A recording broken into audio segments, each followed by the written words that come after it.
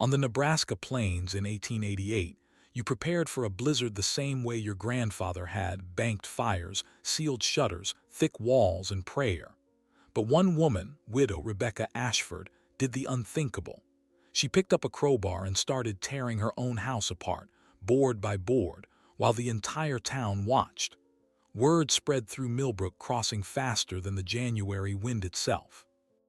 Neighbors abandoned their morning chores and gathered along the fence line, staring in disbelief as the young widow pried plank after plank from the walls of the little clapboard farmhouse her late husband Kevin had left her. Someone ran to fetch Pastor Anthony. Someone else whispered that grief had finally broken her mind. A boy climbed the pump handle for a better view.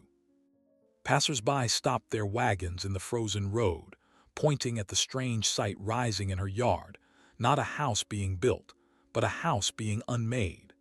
How could anyone tear down their only shelter with a storm bearing down from the north?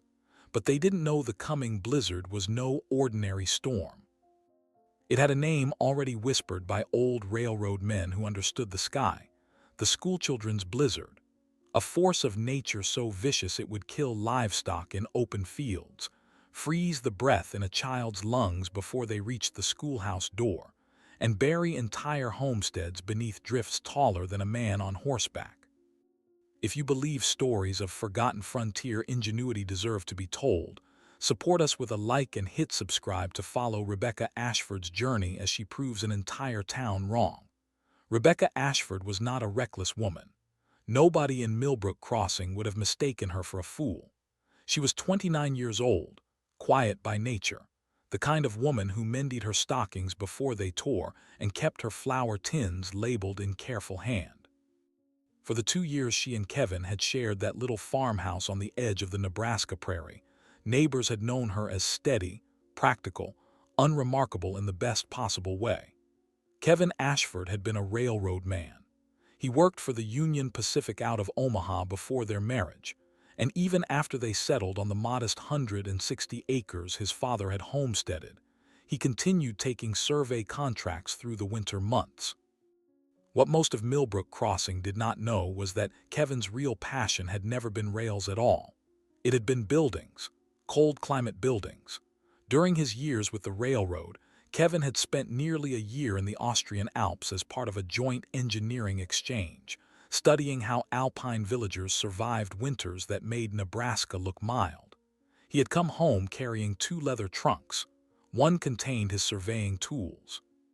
The other contained his journals, dozens of them, filled with careful sketches of stone dugouts, ventilation shafts, buried cisterns, and root cellar homes carved directly into the mountainsides of Tyrol and Salzburg. For 2 years before he died of pneumonia in the spring of '86, Kevin had worked on something in secret beneath their feet. Rebecca had helped him without ever fully understanding what he was building. And now, standing in her boots on the frozen earth with a crowbar in her hands and the pressure falling faster than she had ever seen a barometer drop, Rebecca finally understood exactly what her husband had left her. She understood what the clapboard house was for, and she understood, with a terrible calm settling into her chest, that she had perhaps 6 hours before the sky broke open. The wind had changed just after dawn. Rebecca had felt it before she saw it, that peculiar southerly warmth pushing across the yard while she carried water from the pump, the kind of warmth that did not belong in the second week of January. Kevin had written about it in the 3rd journal, the green one with the cracked spine. When the prairie breathes warm from the south in deep winter, do not be comforted. It is the sky drawing breath before it screams. She had set the water bucket down slowly beside the porch. Then she had walked out past the barn to the small weather station Kevin built the summer before he died. The barometer glass was clouded with frost around the edges, but the needle was clear enough. It had fallen nearly half an inch since the previous evening. Rebecca stood in the strange, warm wind for a long moment, watching the needle drift lower even as she looked at it. Then she turned her face north and listened. The birds were gone. Not quiet. Gone. The starlings that usually quarreled along the fence posts in the mornings had abandoned the yard entirely. The crows in the cottonwood grove behind the barn were silent. Even the chickens in the coop stood pressed together against the far wall without scratching. Kevin had taught her that too. Birds hear pressure before men do. When the sky empties of wings, count the hours you have left in fingers, not days. She had walked back to the house and taken down the fourth journal from the shelf above the writing desk. She already knew what it said. She had read it 100 times over the 2 years since Kevin died. But she read it again anyway, standing in her kitchen with the strange, warm wind pressing against the windows, because reading it was the closest thing she had left to hearing his voice. Rebecca. If you are reading this and the pressure is falling and the birds have gone, the house comes down. Do not hesitate. Do not explain. Do not wait for permission from anyone in that town. Every hour you spend defending the house is an hour stolen from the shelter beneath it. The clapboard is fuel. The clapboard was always fuel. Trust what we built. She had closed the journal carefully and set it back on the shelf. Then she had gone out to the tool shed and taken the crowbar down from its peg. The first plank she pried loose came from the eastern wall of the parlor, just below the window frame. It came free with a low, tearing groan that seemed to travel down through the floorboards and into the earth itself. She set it on the ground beside her boot and reached for the second. The nails came out easier than she expected. Kevin had used shorter nails than most builders. He had used them on purpose. By the time the first neighbor rode up along the fence line, old Silas Warren from the adjoining quarter section, Rebecca had already stripped 6 feet of clapboard from the parlor wall and stacked the boards in neat rows on the frozen ground. Silas reined his horse and stared. He opened his mouth to speak, then closed it again. Rebecca did not look up. She pried the next plank loose, set it on the stack, and reached for the next. Behind her, the strange southerly wind was already beginning to falter. The warmth was thinning. Somewhere far to the north, the sky was gathering itself. The schoolchildren's blizzard was coming. By 9 o'clock, half of Millbrook Crossing had gathered along the road. They came the way frontier towns always came to a spectacle, slowly, in 2s and 3s, drawn by the whisper that something was wrong at the Ashford place. The Haversons arrived first in their buckboard, followed by the Peterson brothers on foot from their claim across the creek. Martha Colgan came on her mule with a shawl pulled tight around her shoulders. The schoolteacher, Miss Ellen Broward, walked down from the schoolhouse itself, her students trailing behind her in a nervous line despite her orders to stay indoors. Nobody spoke above a murmur. They watched the young widow work. Rebecca had moved from the parlor wall to the southern face of the house. She worked methodically, without hurry and without pause, prying each plank loose at both ends before easing it down and stacking it on the growing pile. She had shed her woolen coat somewhere in the second hour. Steam rose from her shoulders in the strange, warm air. Her hair had come partly loose from its pins and clung damp against her temples. She looked to the gathered crowd like a woman possessed by something none of them could name. "She's lost her mind," someone said quietly from the back of the group. "Grief has finally taken her." "Kevin's been gone almost 2 years now," another voice answered. "That's a long time for a woman alone on the prairie. Someone should stop her. Someone should fetch the pastor." Someone already had. Pastor Anthony Whitfield came down the road at a hurried walk, his black coat flapping around his knees, his Bible clutched under one arm the way a man clutches something he has forgotten how to use. He was in his early 40s, thin and earnest, and he had buried Kevin Ashford himself in the spring of '86. He had prayed over Rebecca in her kitchen the morning after the funeral. He considered her, in his careful pastoral way, one of his responsibilities. He pushed through the gathered neighbors and stepped over the low fence into the yard. "Rebecca," he called, his voice caught in the wind and thinned. "Rebecca, please stop and speak with me." She did not stop. She pried the next plank loose, set it on the stack, and reached for the next. Pastor Anthony crossed the frozen ground until he stood 10 feet from her, close enough now to see the calm on her face. That was what disturbed him most. He had expected wild eyes, tears, the trembling exhaustion of a mind coming apart. He saw none of it. Rebecca Ashford was working the way a woman works who has already decided everything, hours or perhaps years ago, and is simply carrying out the last steps of a plan. "Rebecca," he said again, softer this time, Whatever grief has come over you, this is not the answer. The storm will be here by dark. You cannot stand out in the open. Come inside, please. Come inside and let me pray with you." She glanced at him then briefly, and he saw for the first time that her eyes were entirely clear. "There is no inside, Pastor," she said quietly. "Not the way you mean." Then she turned back to the wall and pried loose the next plank. Anthony stood there for a long moment with the wind pulling at his coat. Behind him, the murmur of the crowd had gone still. The warm southerly breeze had faded almost entirely now. The air above the prairie hung motionless, waiting. He did not know it yet, but he had less than 3 hours to understand what the widow had already understood before dawn. By 11 o'clock, the wind reversed. It came the way Kevin had described it in the 6th journal, not gradually, not with warning, but as a clean and sudden turning, as though the whole prairie had drawn breath and released it in the opposite direction. The warm southerly air that had lingered through the morning simply stopped. For perhaps 2 full minutes, the flag above the schoolhouse hung limp against its pole. Then a new wind pressed down from the north, dry and thin, and edged with a cold that had not been there 10 minutes earlier. Rebecca felt the temperature drop through the damp cloth of her dress. She did not stop working. She had expected it. Kevin had written that the reversal would come between the 10th and 12th hour after the barometer's fall began, and Kevin had never been wrong about the sky. The gathered neighbors felt it too. Miss Broward pulled her students closer and cast a sharp look northward. Old Silas Warren muttered something and turned up the collar of his coat. Martha Colgan crossed herself. The murmur that had settled over the crowd shifted in tone. It was no longer the murmur of people watching a woman lose her mind. It was the murmur of people beginning to wonder whether they had misunderstood something. Pastor Anthony noticed the shift. He had not left the yard. He stood 10 paces from Rebecca now, watching her work, his Bible closed and forgotten in his hand. "Rebecca," he said again. His voice was different this time, not commanding, not pastoral. Almost careful. "The wind has turned." "I know," she answered without looking up. "How did you know it would?" She pried a plank loose and set it on the stack. Kevin knew. Anthony looked at her for a long time, then he looked at the house. He had been inside it many times, first when Kevin was alive and later during his condolence visits after the funeral. It was a plain clapboard farmhouse, nothing more.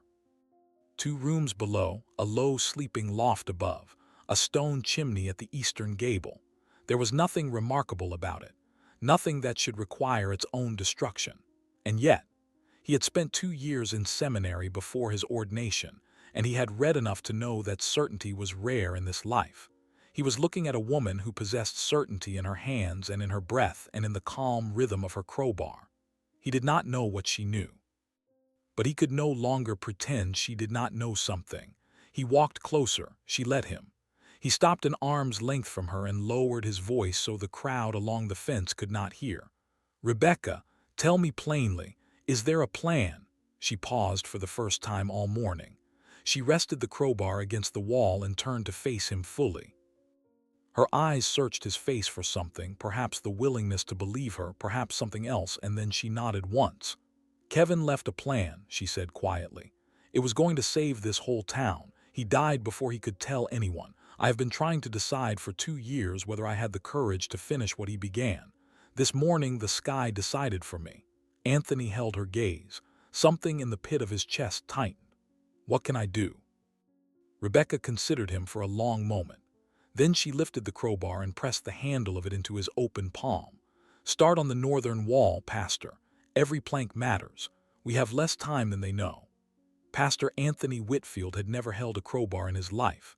He was a lettered man, the son of a Boston stationer, called west by a missionary society at the age of 31. His hands were soft in the way scholarly hands remain soft even after 5 years on the prairie. He held the crowbar now with the awkwardness of a man handed a tool whose weight surprises him.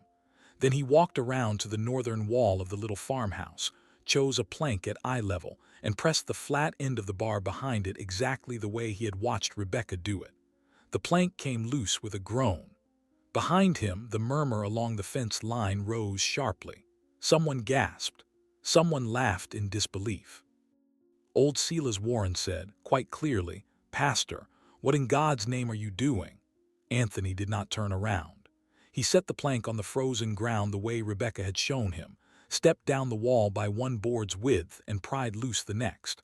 Rebecca watched him for a moment from the opposite corner of the house. Her expression did not change, but something in the set of her shoulders eased for the first time since the crowbar had come off its peg that morning. The gathered crowd did not know what to do. A widow tearing down her house could be dismissed as a woman broken by grief. A pastor helping her could not. Pastor Anthony Whitfield was the most respected man in Millbrook Crossing. He had baptized their children. He had buried their parents. He did not act rashly, and he did not humor madness. If he was pulling planks off a wall, then the wall was meant to come down. Miss Broward was the first to move. She turned to her students, told them sharply to run back to the schoolhouse and stay there until she came for them, and then she stepped over the low fence and crossed the yard. "Rebecca," she called, "do you have another bar?" Rebecca gestured toward the tool shed without looking up. "Two more inside, and a claw hammer, take whichever suits you." Miss Broward went. Old Silas Warren stood at the fence for perhaps a full minute more, watching his pastor pry loose the third plank on the northern wall. Then he swore softly under his breath, tied his horse to the post, and climbed over the fence himself. "I don't understand a word of this," he muttered as he passed Rebecca. "But I've known you since you were married, and I've known the pastor longer. If the both of you are wrong, we can be wrong together." By noon, 7 neighbors were working the walls. The northern face came down first, plank by plank, board by board, under the combined hands of the pastor, the schoolteacher, Silas Warren, and the Peterson brothers. The southern wall fell to Rebecca and Martha Colgan. The eastern gable, more complicated because of the stone chimney, was left standing for the moment. Wood stacked in careful rows along the frozen yard, sorted by length the way Rebecca directed, long planks in one pile, short planks in another, framing timbers in a third. They did not know why they sorted it that way. They did as they were told. Rebecca worked without pause. Sweat had soaked through the back of her dress despite the falling temperature. Her palms had blistered inside her gloves, and the blisters had already broken. She noticed neither. She was watching the sky between planks now, every third or fourth board. A quick glance northward, and what she saw there tightened something behind her ribs. The horizon had gone the color of wet ash. By 2 o'clock, the temperature had fallen 30 degrees. The strange, warm air of the morning was a memory now. The wind out of the north had steadied into a low, dry pressure that carried no snow yet, but promised it in every gust. The gathered neighbors along the fence had thinned as the cold deepened.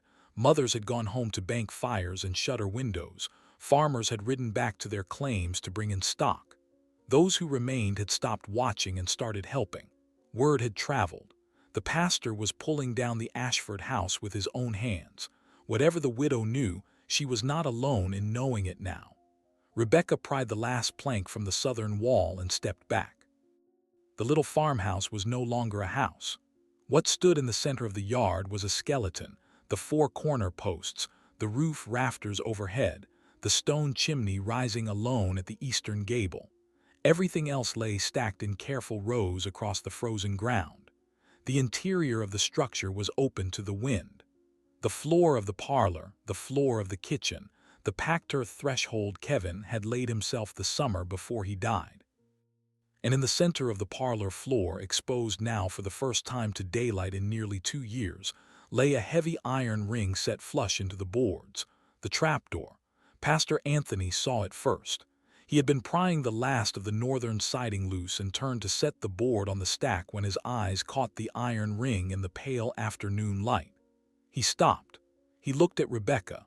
He looked at the ring. He looked at Rebecca again. "Rebecca," he said slowly, "what is beneath your floor?" She walked past him without answering, knelt beside the ring, and brushed the sawdust from the seams around the trapdoor with her bare palm. Then she looked up at the pastor, and at Silas Warren, and at Miss Broward, and at the Peterson brothers, and at the 6 or 7 other neighbors still gathered around what had been her home. "Kevin spent 2 years digging this," she said quietly. "He worked at night, after the town went asleep. He hauled the earth out in feed sacks a bucket at a time and spread it across the back field where nobody would notice. He lined the walls with fieldstone from the creek and sealed them with lime mortar he mixed himself. He built a stove down there, and a cistern, and a ventilation shaft that runs up through the chimney you see standing over there. He stocked it with flour and salt pork and dried corn enough for one winter, and he built it, Pastor, not for me. He built it for 10 families. She stood and set her boot against the iron ring. He was going to teach the town how to build them. He was going to show every family in Millbrook Crossing how to dig one beneath their own house before the next bad winter came. And then he caught the pneumonia in April of '86, and he died before the ground had even thawed. And I have carried this alone for 2 years because I did not know if any of you would believe me. She looked around at the ring of faces gathered in the roofless house. You will believe me by midnight. She bent, hooked her fingers through the iron ring, and lifted. The trapdoor came up on iron hinges that Kevin had oiled 2 weeks before he died. Below it, a narrow wooden stair descended into darkness. Pastor Anthony was the first man down the stair. Rebecca had lit a lantern from the coals she kept banked in a small iron pot beside the trapdoor, one of the last details Kevin had insisted upon, a hearth outside the house so the fire would survive the house's demolition. She handed the lantern to the pastor without ceremony. Anthony took it, glanced once at the widow, and stepped down into the dark. The stair was steep but well made. 12 treads of oak, each one pegged rather than nailed, each one set into a stringer that had been notched with the care of a man who intended his work to outlast him. Anthony descended slowly, the lantern raised, and at the bottom he stopped. He stood in a room, not a cellar. Not a dugout in the crude sense the word carried on the prairie, where such things meant a hole roofed with sod and lived in from desperation. This was a room. The walls were fieldstone, laid in even courses and mortared clean. The ceiling was low but not oppressive, perhaps 7 feet, timbered in oak beams that had been squared by hand and pegged into the stonework. The floor beneath his boots was flagged with flat river stone, swept clean, with a woven rug near the base of the stair. A small cast-iron stove sat against the eastern wall, its pipe rising into a stone flue Anthony now understood ran up through the chimney of the house above. Beside the stove, a wooden crate held split kindling stacked with a carpenter's precision. There were shelves. There were sacks of flour and cornmeal labeled in Kevin Ashford's careful hand with dates going back to the summer of '85. There was a cistern in the northern corner, covered with a wooden lid, and a small hand pump rising beside it. There was a bench along one wall and a narrow cot along another. There was a lantern hook set into the beam overhead exactly where a man would want one. And there was air. Clean air, dry air, moving slowly and quietly through the space in a way Anthony could feel against his face without being able to locate the source. He stood in the middle of the room for a long moment holding the lantern. Then he began to weep. He did not know why. He was a controlled man, a man who had preached over open graves without breaking, a man who had held dying children in his arms without shedding a tear until he was alone in his study afterward. But standing in the room Kevin Ashford had built by lantern light over 2 years of secret nights, he understood something that struck him below the level of language. Kevin had not built this room for himself. Kevin had not even built it for Rebecca alone. Kevin had built it because he had seen, in the Austrian Alps, what winter could do to a village that did not know how to hide from it, and he had come home and quietly begun to save his own. Anthony wiped his face with the back of his wrist and climbed back up the stair. Rebecca stood at the trapdoor waiting. The gathered neighbors stood behind her in a silent half-circle. Silas Warren, Miss Broward, Martha Colgan, the Peterson brothers, old Haverson and his wife. They had not spoken since the trapdoor opened. Anthony looked at Rebecca. Then he turned to the crowd. "Every family here," he said, and his voice was steady again, "needs to send someone for the rest of the town. Now, we have 4 hours, perhaps 5, before the storm arrives. Kevin Ashford built shelter for 10 families beneath this floor. We are going to fill it." The riders went out at 3 o'clock.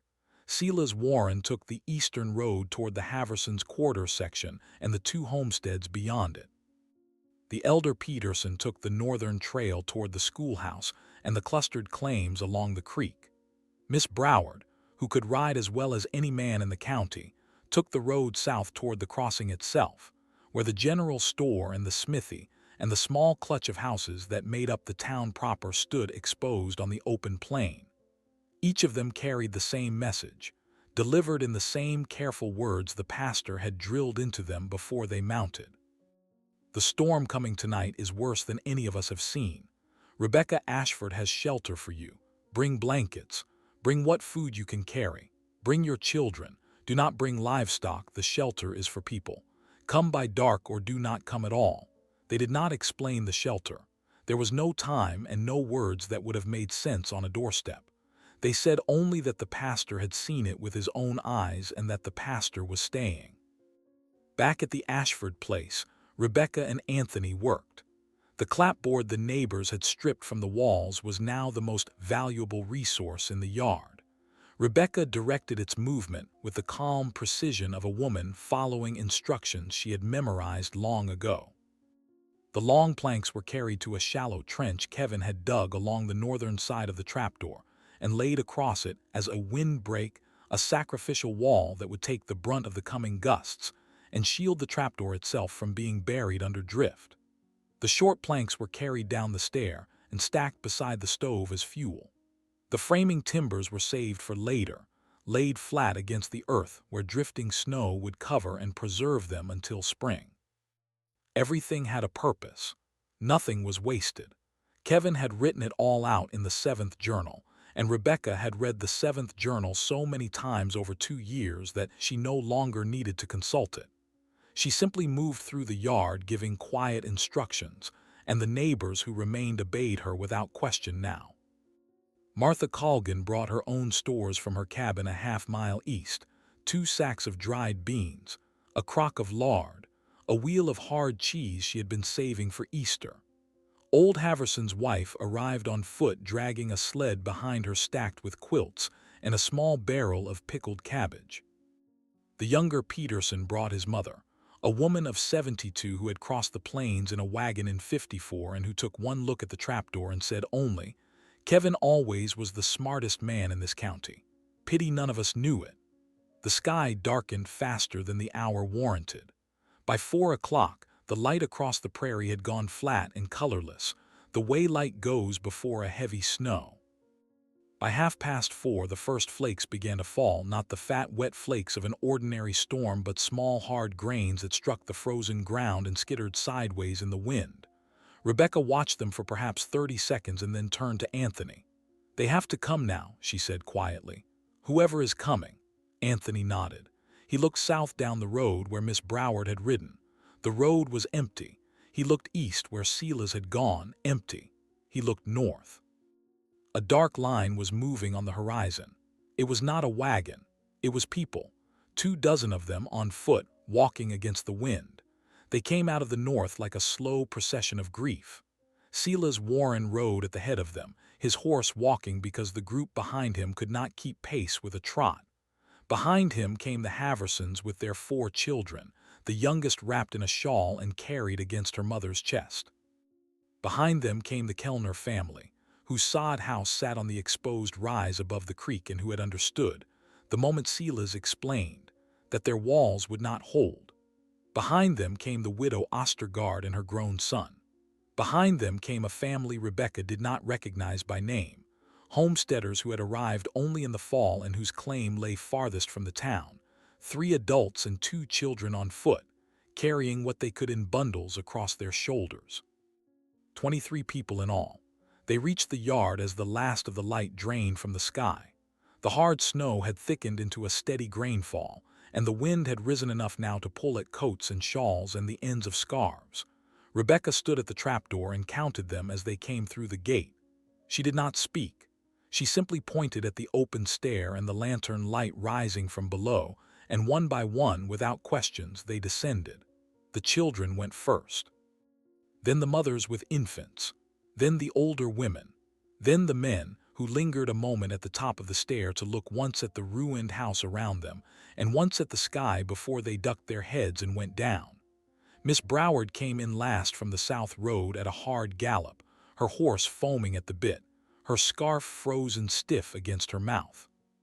She swung down at the fence, tied the horse to the post with fingers that were already numb, and ran across the yard.